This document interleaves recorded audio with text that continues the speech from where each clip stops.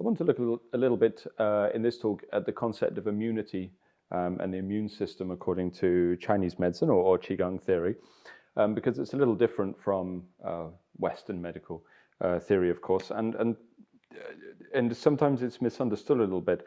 And I think it's especially topical at the moment because while I'm recording this, if people are watching this further down the line, I'm recording this at a time when the coronavirus is kind of starting to explode all over the place and everybody's in quarantine. So obviously there's a lot of people asking about immunity and how we build this up within the body. And you only have to go online to see lots of people within the Qigong community handing or showing videos of exercises for the lungs and things like this and little Chinese medicine snippets. And some of it's accurate, some of the stuff I've seen, but a lot of it is not. So I just want to kind of look at this in a little bit more detail and try to clear up some of the confusion. First thing to understand is when we're talking about immunity, according to Chinese medicine, largely we're talking about something called Wei Qi, which is a form of qi within the body, but also the term qi, as well as referring to a form of energy as most people understand, it also refers to the body's processes. So Wei Qi translates as guardian or protective, whatever you want to call it, qi. I'm just going to use the term qi, guardian or protective qi, which means in part, yes, a literal form of energy within the body, who most people who practice Qigong will be familiar with that. On top of that, Wei Qi also means the body's processes. So in this case, the term qi means the active processes that the body is going through in order to protect itself. So that would include everything from the Western physiological immune response through to the overall general vitality of the body, through to the energetics of the movement of some substance that most people would associate with the term qi. Then on top of that, the Wei Qi means the processes and the energy, but also it means the underlying potential of the body as well. So this is a little different. So if somebody's Wei Qi is weak, it doesn't always necessarily mean that there isn't enough of this sort of vital energy within the body in the sort of sense that you might think. But it also means that if the Wei Qi is weak, the processes aren't functioning quite as well as they should. So the body is not running at its sort of full potential. And then this brings us to the third one, the actual underlying kind of strength or vigor that the body has in order to fight off whatever it's trying to defend the body from. Now, this is especially important in the case of external conditions, as in something that invades from the outside, something that's invaded from the outside of the body. So Chinese medicine and Qigong theory divides imbalance into two types, that which is internally originating and that which is externally originating. So in the case of an internal condition, often it's the emotions or the psychology, it can be our diet, things like this, things that basically a disease that is originating inside of the body. Yeah.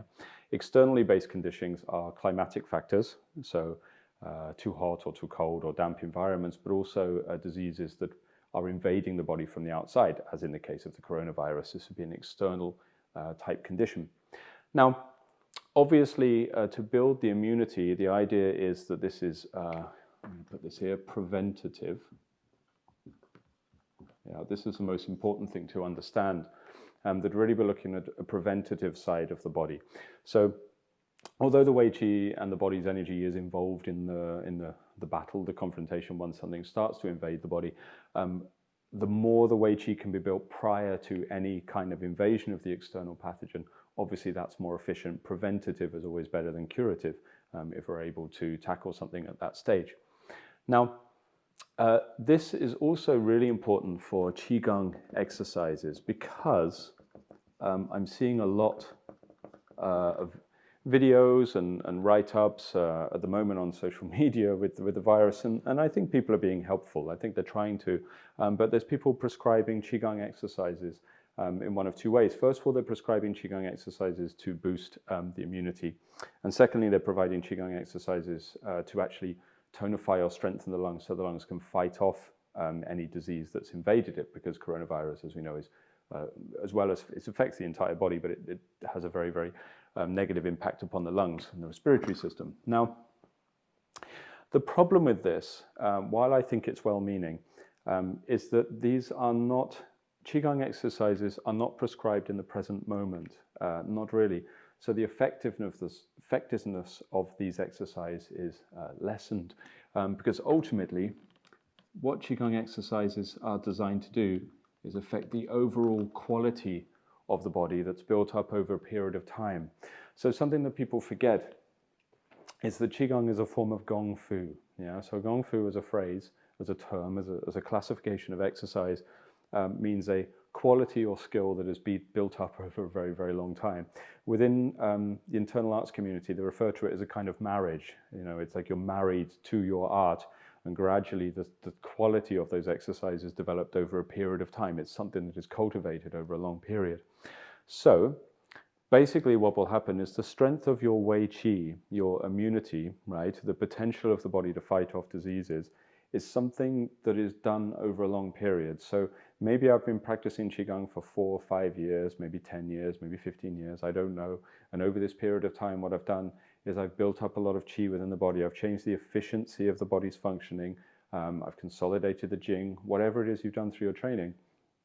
And then what happens is you will have an overall vitality level that will then dictate the strength of your Wei Qi. That's how it works. So what I can't do is wait until, you know, there's a serious virus that's right outside my door and I've not been practicing Qigong for years and years and years, and all of a sudden I'm just going to pick up this brand new exercise that the body doesn't know how to do properly, and then I do this exercise and then that's going to help me. I'm afraid that's, unfortunately, it'd be nice if that's how it worked, but that's not how it works. With any authentic Qigong exercise, you have to practice it for a while. So say my teacher shows me a new movement and I've given it and I have to do something with my arms, I have to do something with my breath, something with the mind. I can't make that exercise work very well for a while. I will have to practice it. And normally, the more powerful an exercise is, the more potential it has, the longer it takes for you to get to grips with it. So for me, when I start an exercise, I can expect 6, 7 weeks, 8 weeks of working with that before my body understands the process that it is supposed to go through. And once it understands that process, then it starts to work for me. Then the exercise is doing its job. And the reason is because the Qigong exercise is designed to be a set of instructions for the inner quality of my body. That's what it's for. So it's not just I do this movement, it circulates the Qi. It's more complex than that. I have a series of practices that I practice that build the Qi, a series of practices that build the Jing. They will take time to kick in. So at the moment, people are sending messages asking, what Qigong exercise should I do? The answer is, whatever your Qigong system is. I presume if you already practice Qigong, you have something that boosts the Qi and tonifies the body's energy, and you've been practicing for a while. That is what you should practice. There is not one prescriptive thing that can be done at that very moment. It's a little bit late. It would be the equivalent of going into a gym and trying to lift a heavy weight when you haven't done all of the work, so the body is not in the right state. It has to be built up over a period. Now, part of the other error that I'm seeing with regards to these exercises is that people are linking the Wei Qi to the lungs. Yeah, so Wei Qi, the guardian Qi, the protective Qi, does have 3 organs. You could argue every organ is involved, but there's 3 key organs involved in the potential of the body to develop this sort of Qigong version of the immune system. The first of those, yes, is the lungs. That's true. The lungs are involved in the Wei Qi, but not in the way that people think. The lungs are to do with the distribution, primarily, of the Wei Qi.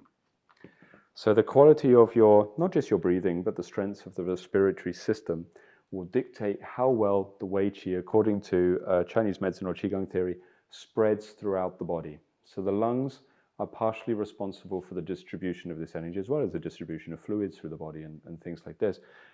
But if the lungs are not functioning well, then the Wei Qi does not necessarily move as it should. So the efficiency of the immune system is reduced, but it's not really where the Wei Qi is coming from. That's not where it's developed. So if I wish to strengthen my immune system, it's not actually the lungs I would look to primarily, although I will show you some breathing exercises, that being said, to contradict what I've just said, to help with this process. But I'll explain why I show you some breathing exercises afterwards. The second organ involved is the spleen. Now the spleen, if you're not familiar with Chinese medicine theory, it's a little bit of an oversimplification, but you can say that the spleen primarily is involved in digestion or the processing of the energy from our food. It's the prime organ. The stomach obviously connected to it, both through the earth element, but the spleen is the main one of our yin organs that governs our digestive processes. If the spleen is weak, then essentially what happens is it can't derive the sustenance, it can't derive the energy that it needs from our food. So this is where the strength of the spleen comes in. Now the spleen is one of the key organs involved in the creation and generation of the Wei Qi. Yeah? So it's the spleen rather than the lungs that would be the emphasis, in my opinion, on somebody who's trying to build their immune system. So what happens is basically when you eat some food, and the spleen takes this in, so the spleen takes the food, is they say, according to energetic theory, that it divides the the sustenance of the food into two parts. The first of this becomes something called yin. They say the clearer aspects of energy become yin, which is nutrition or nutritive qi. So again, and it's an oversimplification, but just so you can understand the model. But the idea is that the sustenance aspect of the food derived from the spleen is the yin. This is the nourishment of the body with energy.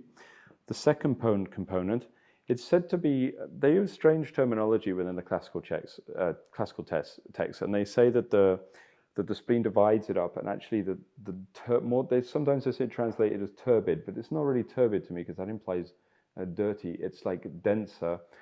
You can think of it as like mixing up like some herbs or soup or tea or something and making it sort of really thick. And this side, and this is more the quality they're talking about with regards to this. And this becomes the Wei Qi.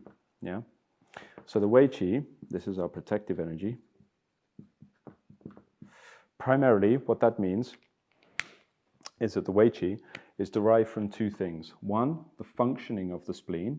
Okay, with regards to our exercise. So I'll show you how to develop the function of the spleen in a second. And secondly, from our food, from our diet. So it's not that strange these days. It doesn't sound like rocket science to most people to look at the fact that the health of your immune system, as well as your stress and your rest levels and things like this, is also largely linked to the quality of the food that you eat. Yeah, and that's in Chinese medicine because of the link to the spleen. The third organ involved is the kidneys, or are the kidneys. I do apologize for my poor grammar. Are the kidneys. And the kidneys are the root of all of the other organs function within the body, essentially. So there are many, many complex functions of yin and yang and essence and things attached to the kidneys. But if you're newer to these subjects and trying to understand it, basically the kidneys provide the fuel or the sustenance for all of the body's functions. So the kidneys are always required in order to make sure that any of the processes are taking place within the body. So the transformative process of the food into the energy of yin and wei via the digestive energy of the spleen will still require some input from the kidneys, so that the essence of the kidneys provides a catalyst for that transformation. This is part of the reason why they say that Wei Qi is primarily constructed from postnatal qi, which is a name for the energy that is derived primarily from the spleen, in this case. And it's also to do with the prenatal qi, which is the quality and health of the kidneys. Yeah, so this is where the energy comes from. So what it means is when people are looking at exercises to improve the immune system, or this side of it using Qigong theory, it should actually primarily be the spleen that we're looking at more than anything. And I'll show you how to do that in a little while using a little breathing exercise. So essentially, with regards to the building of Wei Qi, tonification of this side of the body to build the immunity, as I said, primarily what we're going to do is try to change the spleen system, which essentially, remember, means the digestive processes of the body. Because the more efficiently this functions, the more efficiently you'll be able to produce this guardian energy, the Wei Qi, which for those of you who think in a very energetic way, maybe you're Qigong practitioners or esoteric practitioners, you can actually think of it like a field of Qi that surrounds the body. It actually circulates within the skin and just off of the surface of the skin. But for those who think of things in a more practical sense, which neither way is wrong, it doesn't really matter, it's a conceptual model to help you understand something. Like I said, the Wei Qi can also mean literally the efficiency of the functioning of the body to carry out an action. So Qi for me sometimes means a descriptive term and sometimes it's a literal noun. You know, it talks about these two different things. It describes a process or it describes an object. To me, it doesn't matter. Either one of those things is fine. Now the spleen, essentially what we're going to do is primarily through the exercise, try to tonify it through a point called Zhongwan, which is Ren 12 in acupuncture terminology when they number the points, which sits 4 sun above the umbilicus. It essentially sits around the region of the solar plexus. If you just let your arm hang at the side and put your hand across, your palm will pretty much rest on the Zhongwan area. We don't have to be so exact as acupuncture with a single tiny point. The palm resting over here will make all the difference. Now this region of the body, if this region of the body is tonified, or strengthened, then it will carry out several functions. The first of which is this point, moving everything to this area, will start to tonify the spleen so that it can more efficiently derive nutrition from the food and then generate the potential for Wei Qi. So the immune response will go up. The second thing it will start to do is, and I know I said the lungs don't produce the Wei Qi, but they do distribute it around the body, is I'll show you how to breathe into this point in a certain way so that actually it will anchor the Qi of the lungs and actually make the lungs function more efficiently as well. So you have 2 parts to this process. One, to tonify the spleen. Second, to change the efficiency of the lungs functioning, which is for distribution of Wei Qi. And obviously, the stronger the lungs are, if you do contract something that gets past the immune response and then it does start to affect the functioning of the lungs in a negative way, then the stronger the lungs are, the more efficiently they will be able to clear themselves and essentially return you to health. Now, this is not, like I do a series of movements or something and it will do it for the lung. It's more to do literally with how you breathe. Yeah, and we'll look at that in a second.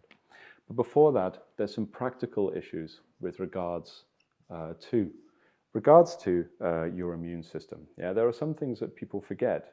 So sometimes people will talk about do this exercise, do that exercise, take this herb, eat this food, I don't know, whatever, repeat this mantra, whatever, however esoteric and strange they're getting, but they miss the obvious. The first one is you must rest. If you do not have enough rest, then your body is not going to function at a very efficient level. It really is that simple. Now, with regards to the health of your body, we want to rest the 2 organs, because there's different types of rest. The 2 organs primarily involved in the development of the Wei Qi, which is going to be the spleen and the kidneys. Yeah. Now the spleen is to do with sleep, the most obvious form of rest. So postnatal Qi, or rather the Qi that is derived from the food we eat and the air we breathe, essentially. I mean, that's what we're talking about. There's other aspects to it, but that's the basis of it. The postnatal Qi, I'll put that here, is primarily improved with regards to rest by our sleep. So, and also, your activity, I suppose you could say as well. Sleep is a prime one, but of course, if you're overworking and running around all over the place, that also needs to stop. But to tonify the spleen, then somebody should rest and make sure they're getting enough sleep, which for most people is about 7 to 8 hours per night. Some people need less, but there's less people that need less than they think, if that makes sense. So I meet a lot of people say they can operate on less sleep, and then you actually look at their health and the function of the spleen. It's not actually true. Most people need about 7 to 8 hours sleep. The kidneys rest is a little different. It's mental rest. It's not quite the same. Now you could argue that mental rest affects the spleen, because if you know about Chinese medicine, the spleen and overthinking are intimately connected. But for me, the mental rest for the kidneys is vitally important. Now in Chinese medicine, the liver is often related to stress. I'm aware of that, I know that. But often it is the kidneys that become drained from this as well. It's not difficult to figure that out, right? Kidneys, stress, adrenals, adrenaline, fight or flight, all of these things are connected. So for the prenatal Qi, which is the energy that is derived from the essence, the inherent energy you already have, the inherent vitality you were born with, the potential you have within your body, right? Postnatal can be developed from your food and your breathing. Prenatal pretty much is like what the inherent energy is in your body. what it requires is mental rest, or most importantly, de-stress. Not distress, that's obviously completely opposite, counterproductive. De-stress. In order for the prenatal energy to be rested, we need to take the body out of fight or flight, and allow the adrenals to relax. Now, the first thing that is obviously a factor in this is no fear. And anybody who knows much about Chinese medicine knows that fear and the kidneys are very closely connected. Now, obviously at the moment, with everything that's going on with the virus, you've got this strange situation where people are wondering about how to build their immune system, but at the same time they're running around like headless chicken thinking they're going to die any second.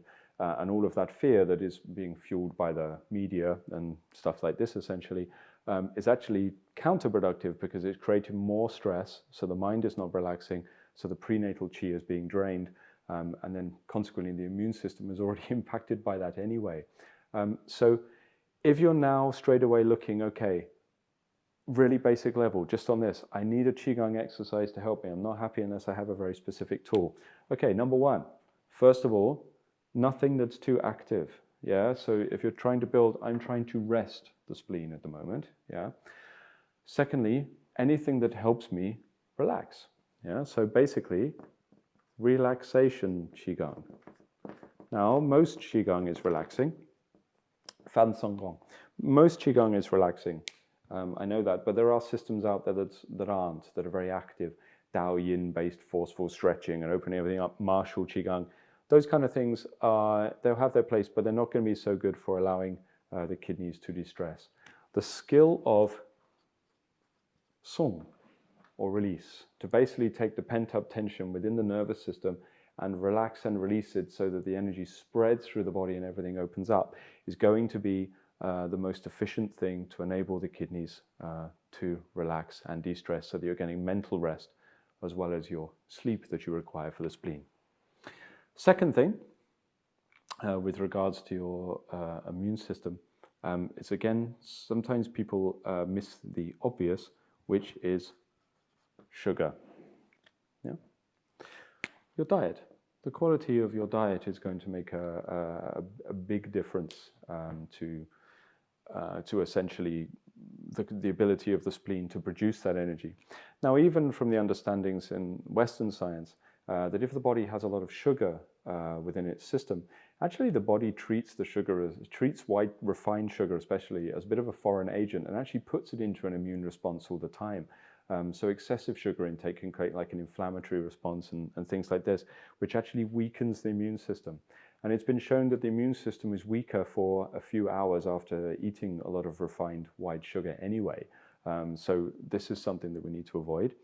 The second thing with sugar as well, that sometimes people miss, is that sugar is a denutrient. So if you have, I don't know, maybe you have a nice healthy meal with some nice clean lean meat and maybe a good selection of vegetables and things, and you're using this to eat the body, but then you have a glass of Coke, something really sugary. Actually, the Coke, the sugar you've taken in the Coke, stops your body being able to absorb even the nutrients from the food. The spleen cannot extract the goodness from the food that should have been there in the first place. So this is already weakening the spleen's ability to produce that qi. So basically, restriction of these food types and a nice healthy diet for the time being is going to be more important than anything else. Yeah, especially at the moment where people with this virus at the moment are spending time alone, and they're at home and they're self-quarantining or whatever, and they're avoiding being around others so as not to spread the disease, which is the right thing to do. During that time, lots of sleep, mental rest, trying not to have too much stress, and having a healthy diet is already going to make a massive difference during this time. Now, there's a couple of other factors involved in the organs inside the body, right? So if I want to look at something that's actually going to change the quality of my body in a really big way, yeah, what do I need to understand? Well, first thing is I need the obvious, the things I've already said. Well, I quite like the spleen to function better. That'd be quite nice. That's the first one. Quite like the spleen to function better. Secondly, I quite like the kidneys to function better. That'd be good. kidney function would be nicer. That would be good, yeah. And then the third one, I need the lung qi, and this is what people are missing. I need the lungs qi, and in this case, I don't mean a magical energy. I mean the functioning of the lungs, okay? I need the lung qi to be anchored. That's what the lung qi needs to be. It needs to be anchored.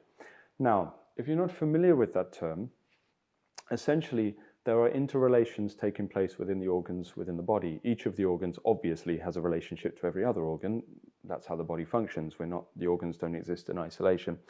And we have two organs that have a very, very important relationship to each other with regards to this kind of condition. And that is the lungs, which are at the top of the body, obviously, up in the chest, and the kidneys. The lungs and the kidneys. So it is said that the kidneys grasp the lung qi.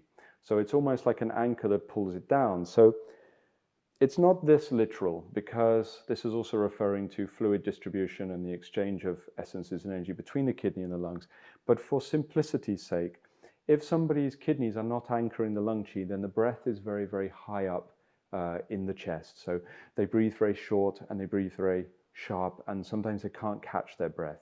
If the kidneys are anchoring the lung qi, then the breathing is very deep. The diaphragm is relaxed and stretched down, and the lungs can function fully because they fully fill with air.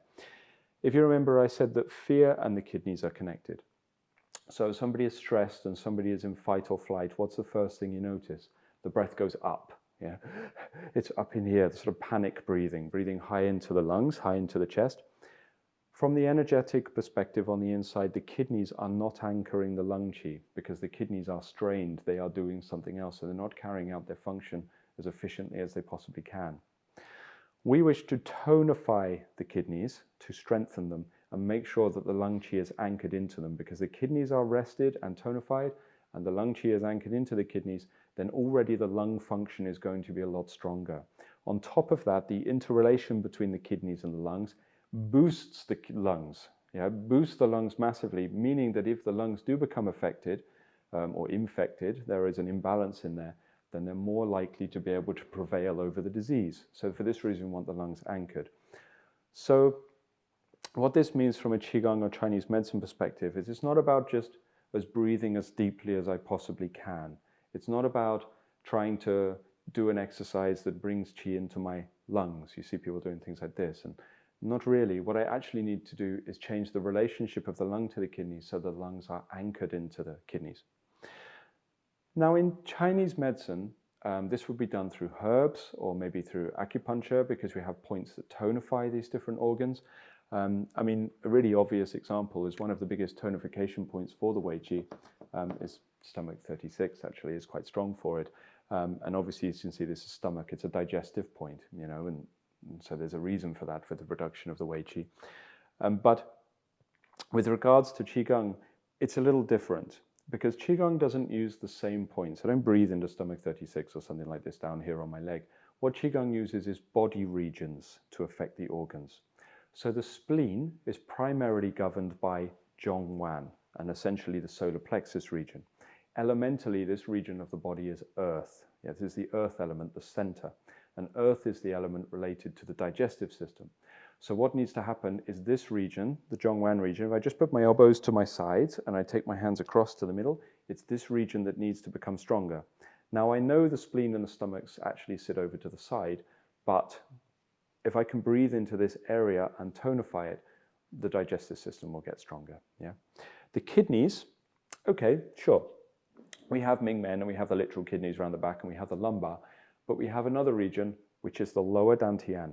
The lower dantian, the battery, the energy reserve within Qigong. Actually, the relationship between the lower dantian and the kidneys is bigger than some people realize. And the more that we develop the dantian or breathe into this region or build Qi into this area, the faster the lungs start to anchor themselves down to the lower body and the functioning of the kidneys. To some people that will sound strange. Why have I exchanged kidneys for lower dantian? It's because in Qigong, there are body regions that they use, as I said, instead of the specific organs.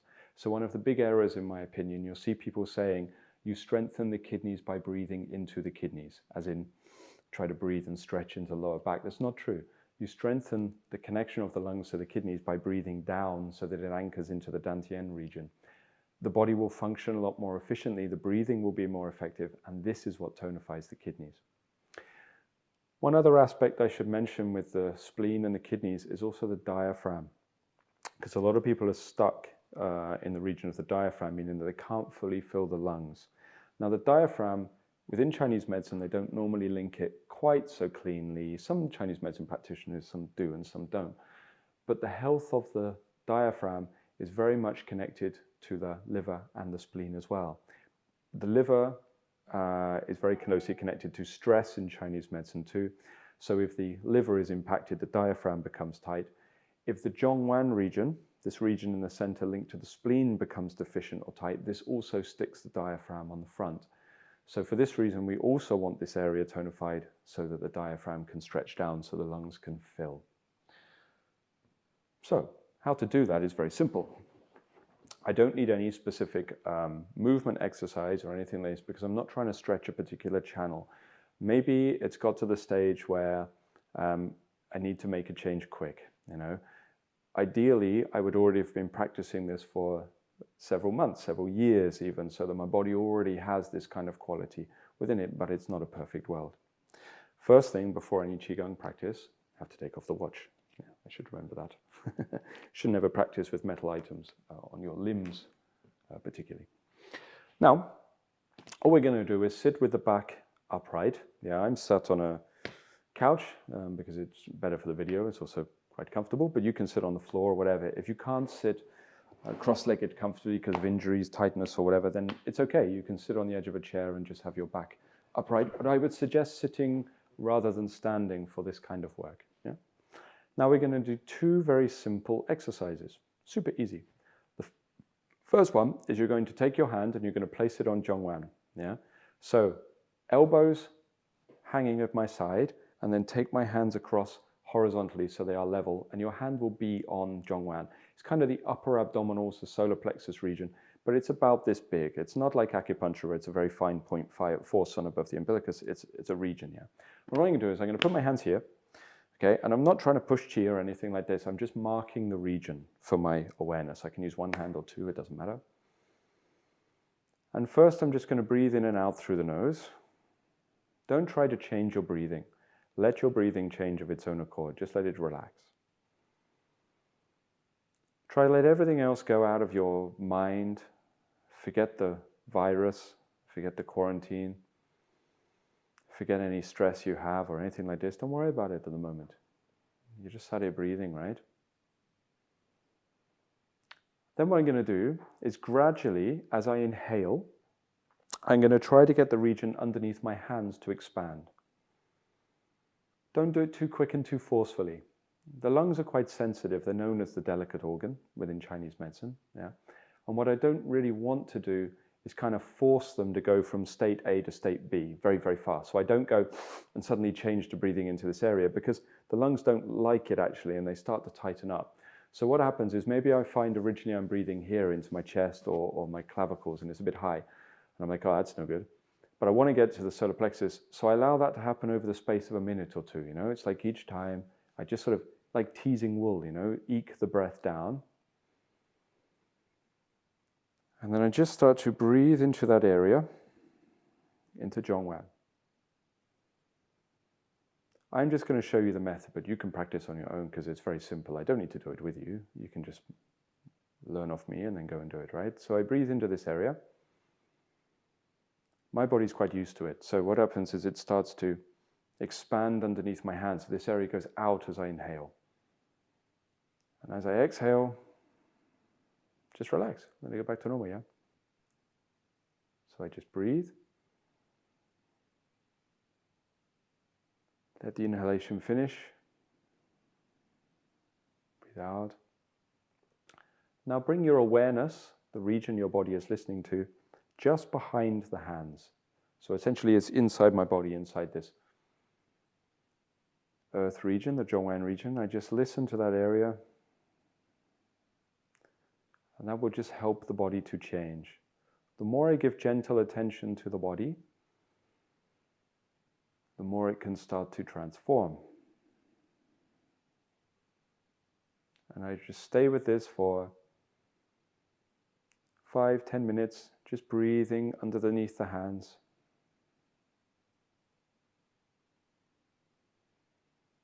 Letting it expand. And gradually what this will do is the movement of the muscles and the direction of your mind and your energy to this area will tonify the Zhongwan region. This will make the spleen function more efficiently. It will calm the mind, and it means that then when you eat, you will be able to derive more energy from the food, providing it's healthy, and that will actually help you start to build more Wei Qi. So the immune response is built here. Yeah, the more I breathe here, the more the immune response starts to go up. There's all sorts of other benefits to breathing into Zhongwan, but for now we're just using it to tonify that point, strengthen this region so the spleen is stronger and the Wei Qi builds. Then what I do is I'm going to bring my hands down after I've done that for 10 minutes, and I go to the abdomen. So my navel is here, my umbilicus, yeah, and I'm just underneath it. Yeah, so it doesn't have to be too exact. Don't have to worry about too sun under the umbilicus or anything like this. I'm just putting my hands here. Now, first of all, this is a little bit more fiddly. I'm going to do the same as I did with Zhongwan. So I breathe in, I let the hands expand, I breathe out, I let it relax. First of all, like so, breathing in. And again, take time to let your breath go down. If it doesn't start down there, don't worry, let it go down gradually. Don't force it, let it relax. The more I relax my mind, the more I relax my breath, the more it starts to move down, and I'm breathing into this area. If I force it, that creates a kind of tension. I must relax it down. I let my inhalation finish, then I may let my exhalation finish. And the same, I bring the mind to the region behind my hands. Just breathe, expanding into the hands, mind behind my palms. The more my mind is down here, the more calm it grows, moves away from the emotional region, the heart, the intellectual region, the head, down to the abdomen. Then what I'm going to start to do, it's a little bit more fiddly. If you're new to Qigong practice, stay with this. What it'll do is it'll start to sink your breathing down to draw it towards the kidneys so that the kidneys can anchor the lung qi. Now what I'm going to do is I'm going to switch the breathing. So now as I breathe in through my nose, I contract the abdomen. As I breathe out through my nose, I relax and I let it come back to normal. So reverse breathing, they call it. I breathe in, I let the abdomen close. As I breathe out, I let it relax. It's the opposite of abdominal breathing. I breathe in, I draw the abdomen closed. I breathe out, I let it relax. Now the first thing you will notice if you're new to this is when I breathe in and I draw in the abdominal wall, the breath will actually go a little high in the lungs. It's a little counterproductive to what we want. And that's because we need a little trick. And this is what the trick is for reverse breathing. Do not close from the outside, close from the inside. That's the trick. So when I breathe in, instead of drawing the abdominal wall in, what I'm going to do is I'm going to close the abdominal cavity. It's a little different, right? So if this is the outside of your abdomen, try to draw this. This is an abdomen from the side. This is an outie belly button, right? This is the abdominal wall. There's a six-pack. If I close the six-pack, that's what most people will do when they reverse breathe. They'll draw the wall in. That is incorrect. As soon as I draw the wall in, the qi cannot sink. The second way of doing it is inside your abdomen. There is the abdominal cavity, the abdominal sac, or whatever. This is a diaphragm up here, yeah? So what I do is instead of pulling the abdominal wall in from the outside, I pull the abdominal cavity closed from inside. And I do it from all directions, yeah? So there is a difference. So now what I do is my mind has to get inside. And then when I breathe in, I close that cavity gently. It's like when I breathe in, I just suck the air out of the abdominal cavity. Then when I breathe out, I just relax and let it go back to normal. So again, I breathe in. I forget the abdominal wall, like most people will do when they breathe reverse breathing. I breathe in. I draw that cavity closed. It will close spherically after a while. It's just a little bit of mental body control. Then I breathe out. Just let it relax. Again, I breathe in. Don't use the abdominal muscles. Gently draw the abdominal cavity closed as you breathe in. Then breathe out. Let it relax. What you should find is if I breathe in and I do it wrong, suck in the abdominal wall, your abdomen will move a lot. And because of the move in the abdomen, it will push the air up. If I close the abdominal cavity, because there is a little bit of stretch in this region here between the inner and outer walls, when I breathe in, my abdominal muscles hardly move. It's almost invisible. They don't draw in really. It's like the space inside closes, but the abdominal wall does not move. Yeah, my abdominal muscles do not contract. If they do move, it's tiny. And I breathe out and relax. It means that when I breathe in, I'm closing that space and my breath is still able to go down. It does not go high into the chest. Okay, so I stay with this. One more time, breathe in. Abdominal cavity closes, breathe out, let it relax. So, once again, get the hang of that breathing method and then 10 minutes. So I've got 10 minutes breathing into Zhongwan with abdominal breathing, which will tonify the region, and then 10 minutes breathing into the lower abdominal region, into lower dantian, with correct reverse abdominal breathing, so the interior sac closes. Yeah? The first part of it will tonify this region, which will make the spleen stronger, yeah, and start to gradually bring the breath down, which will open up the lungs. The second part will start to close and draw energy towards the dantian. Obviously, it's got like a very gentle, remember the whole thing must be gentle, yeah, compacting quality to it. The more the energy draws in, the more it will start to anchor the lung qi. Yeah, the lungs will anchor down, and it will also tonify the kidneys. The kidneys are tonified because of the extra energy being built in the lower jiao, lower abdomen. And the kidneys are also strengthened because the more the mind resides down here in this place, in the lower abdomen, the more you move out of fight or flight. You start to de-stress them, the adrenals can switch off, and the whole body can function more efficiently. Yeah? But you must get the correct way to reverse abdominal breathe. The abdominal cavity inside must close, and the breath must still go down rather than going high into the chest. The thing to remember is that all of it must be done gently. It must be done gently and naturally, so the body can gradually, over a period of time, start to change and function more efficiently. If I try to force it, you just kick more energy into the kidneys and stress the body out more. It must be done very, very gently. So, that kind of practice, sitting, doing 20 minutes, Zhongwan, lower dantian, for periods of time, several times during a day, if you've got lots of time on quarantine, once a day when you wake up, maybe again before you go to sleep, will actually tonify everything that will strengthen the immune system more efficiently than most external exercises that you're doing or whatever it is you're doing on the outside of your body, because you need to build more Wei Qi. If you then wish to move it through the body, then obviously any exercises you already have that are soft and gentle and based on opening the joints and distributing energy flow and releasing tension in the nerves and moving fluids around the body, all of those are going to be useful. Those are going to be helpful. But the root of all this, the building of the Wei Qi, is better done through the breathing method that I just showed you. So hopefully that helps you understand the Wei Qi a little bit more, how it's built and what the immune response is in Qigong or Chinese medicine.